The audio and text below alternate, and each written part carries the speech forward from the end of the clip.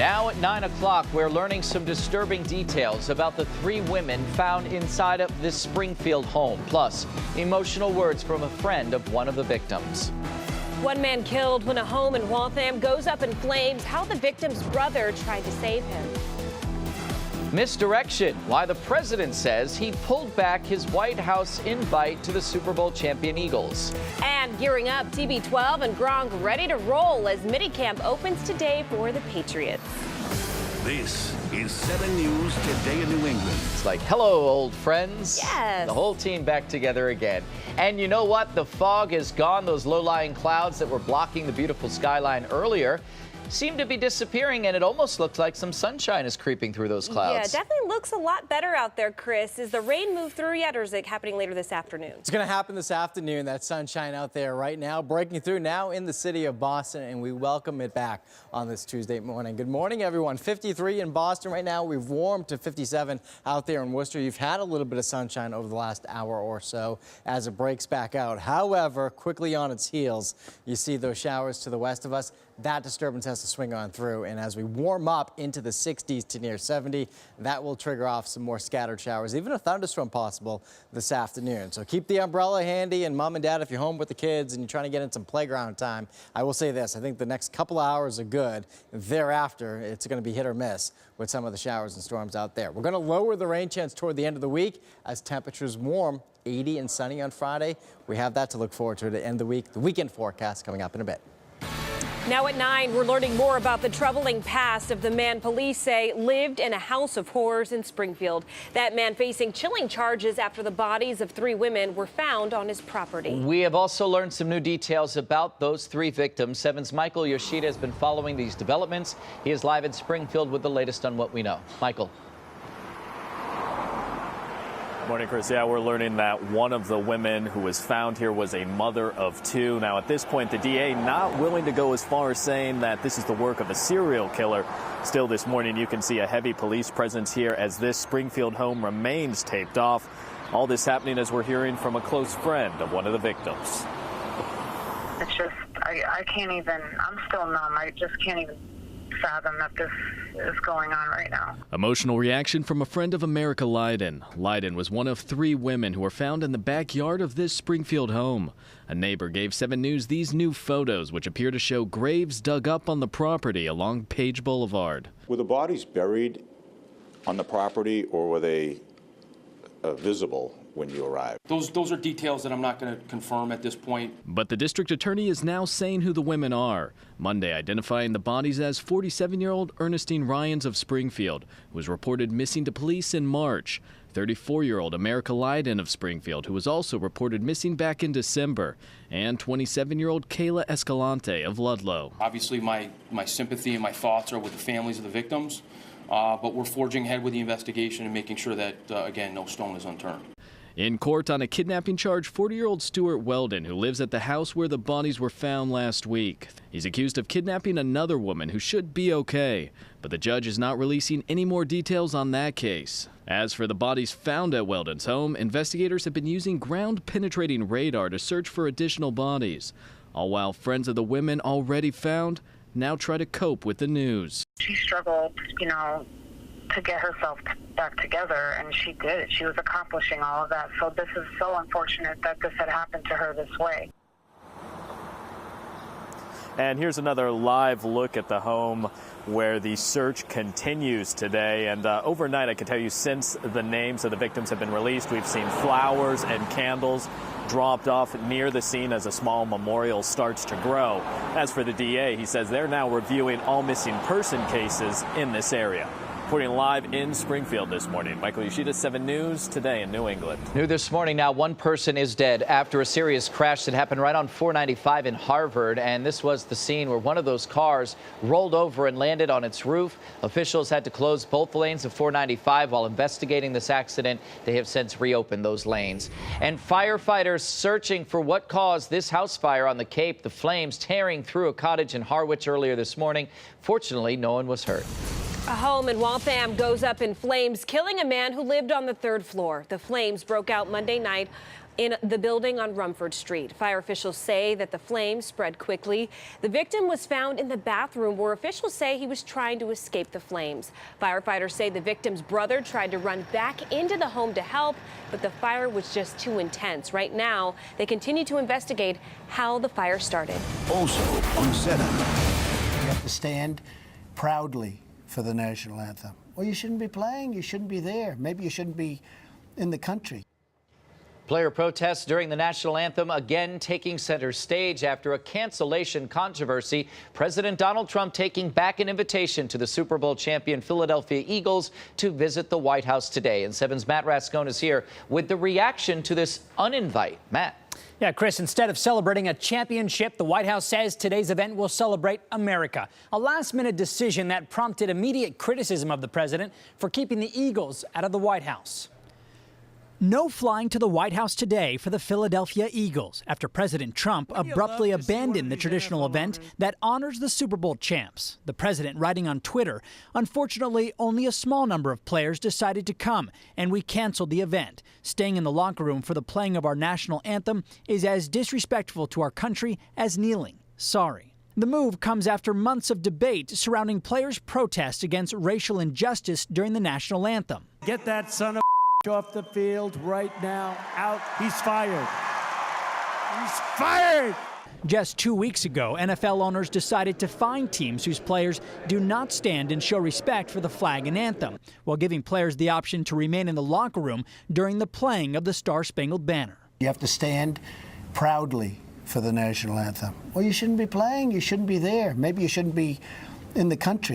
It was just last year that many Patriots players were at the White House celebrating their Super Bowl victory. It's also interesting that when the Patriots, which are kind of read in the public imagination as a white-led team through Belichick, through the owner, and also through Tom Brady, when some of them don't want to participate in the White House festivities, they still have it. But the NFL owner's decision has received plenty of backlash, as has the president's call to scrap today's planned White House celebration, prompting these strong words from Philadelphia Mayor Jim Kenney. Disinviting them from the White House only proves that our president is not a true patriot, but a fragile egomaniac obsessed with crowd size and afraid of the embarrassment of throwing a party to which no one wants to attend. Former Eagles wide receiver Torrey Smith added, "It's a cowardly act to cancel the celebration because the majority of the people don't want to see you. To make it about the anthem is foolish." And this morning, the president is continuing this discussion. He says, "We will proudly be playing the national anthem and other wonderful music celebrating our country today at 3 p.m. The White House with the United States Marine Band and the United States Army Chorus, honoring America, NFL, no escaping to locker rooms." Well, after yesterday's announcement, some Democratic lawmakers invited the Eagles team actually to celebrate their championship at the Capitol building. Matt Rascone, 7 News, Today New England. A new twist in the Russia investigation. Former Trump campaign manager Paul Manafort is facing accusations of witness tampering in his case. Special counsel Robert Mueller's office says Manafort attempted to get witnesses to lie for him in court. Now, federal prosecutors have asked to have his bail revoked. Manafort is facing charges for acting as an unregistered foreign agent, money laundering, and lying to the Justice Department. He has been out on house arrest.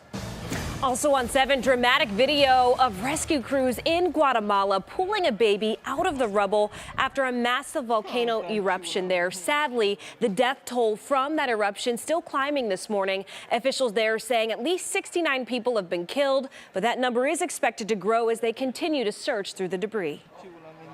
A baby pulled from the rubble, rescued following a deadly volcanic eruption in Guatemala. Crews have been working tirelessly to find survivors trapped under the rocks and ash now blanketing the region. But as the search for survivors continues, Guatemalan authorities now say dozens are dead after the Volcano de Fuego erupted on Sunday. Known as the Volcano of Fire, it's one of Central America's most active volcanoes.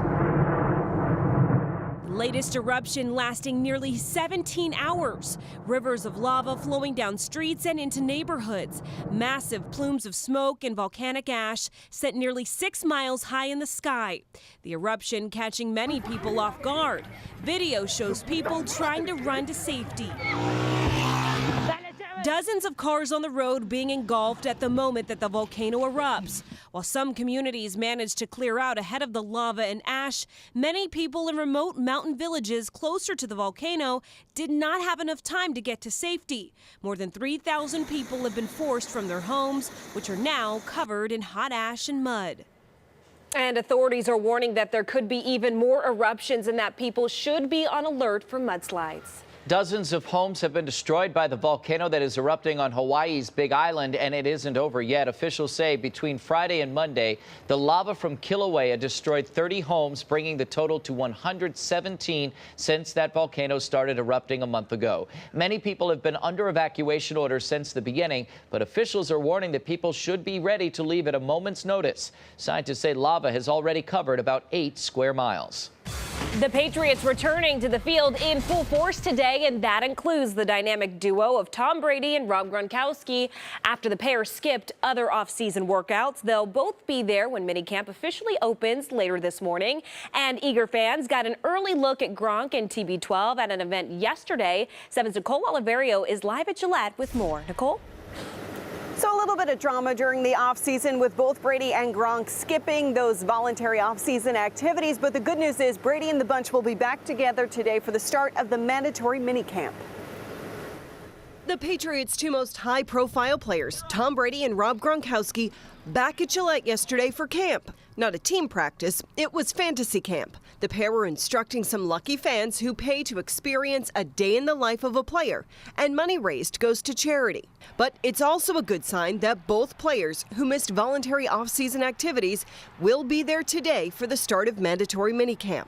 Days ago, during the annual buzz-off at Gillette, while sporting his new look, Gronk confirmed he'll be joining his teammates. Looking forward to it. Can't wait to get back to work, and I'm excited. Going to be going there with my new Buzz haircut, and can't wait to get going again. And with him, the Pats QB also expected to be there. Team owner Robert Kraft earlier saying Brady has had mandatory minicamp circled on his calendar all along. I can only say this.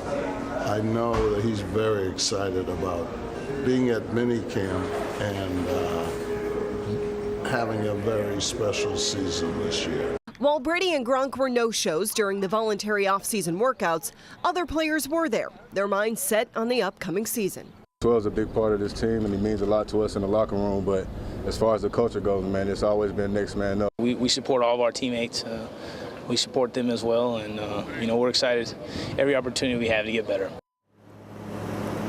Weather-wise, a much better day today here at Gillette than it was yesterday, and we will hear from Bill Belichick before the start of the workouts this morning.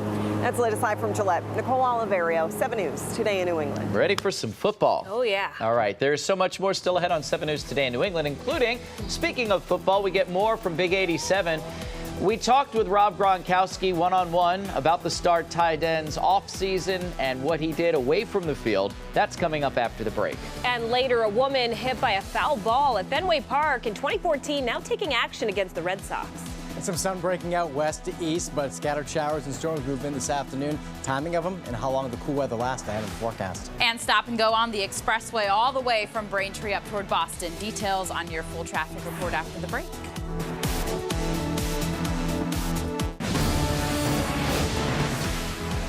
All right, 9:15 is your time. We're going to focus on your forecasts. The big Scooper Bowl right down the street at Government Center starts today. True. You a big ice cream fan? I do like the ice cream, and I'm hoping that, we're going to have these rainstorms, but hopefully they'll clear out for tonight. You know what? Chris scooped away all that fog, so good job with that. Yes. Working on it, yeah. Just don't blame me for the weather this afternoon if you get some raindrops on your ice cream cone later on today in the city of Boston. Hey, it's all for good cause. You can keep that ice cream cone in one hand and an umbrella in the next. No one says you can't eat ice cream in the rain, right? 53 in Boston right now, the dew point of 49. Cool air mass in place. A little touch of fall over the last couple of days, or even early spring yesterday. Felt like April outside. And you notice what temperatures are the warmest right now across central Mass. That's because they've had the most sunshine so far this morning, with that sunshine now moving from west to east and also seeing some sun breaking out into the city of Boston. Finally, the wind light, but it's out of the southwest. That's also important because you've shaken off some of those easterly breezes, those onshore winds that kept us down into the low to mid 50s yesterday. But if you look off to the west, where the weather's coming in from, here are some of those showers that are already working in through upstate New York. Now, a lot of those showers right now are on the lighter side, but as this whole area of sort of low pressure and cold air aloft comes drifting through southern New England, the combination of the very cold air aloft and the daytime heating that we get the next few hours from that sun that's now broken out will spark enough instability to drive these scattered showers and storms. Not to say it's going to rain all afternoon. They will be hit and miss, the showers and storms that we do get.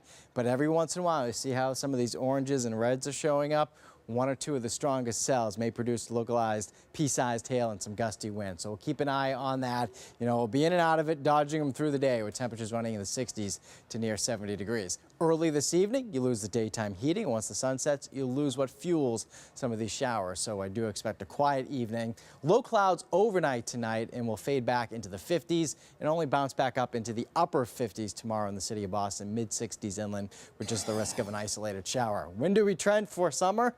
How about Thursday into Friday, especially Friday? 80 degrees. We'll lose the rain chances by Friday as well. Looks like today, I'd say between about 2 and 5, 2 and 6. That's going to be the highest opportunity to pick up on some of these scattered showers and storms, although they're isolated as early as lunchtime today. So, you know, even if you have lunch planned outside, keep an eye to the sky. How about lunch planned outside Thursday to Friday? Looking good. We start the weekend off warm with sunshine, increasing clouds Saturday afternoon. Some rain likely arriving Saturday night, guys. All right, it's been a busy Tuesday morning. Here's Elena Pinto. Still busy so far?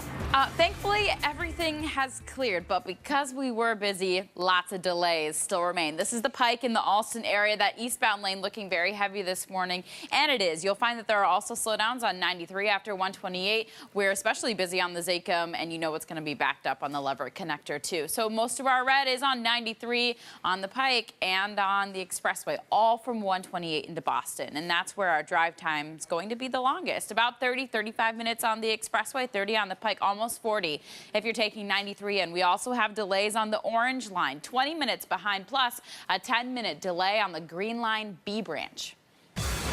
More now on the Patriots as they officially open minicamp this morning, and Rob Gronkowski will be in attendance back on the field for the first time since last season's Super Bowl. But it's been a busy off-season away from football for the star tight end. He has a lot of fun, doesn't he? Oh, yeah. It must be a wild life to live.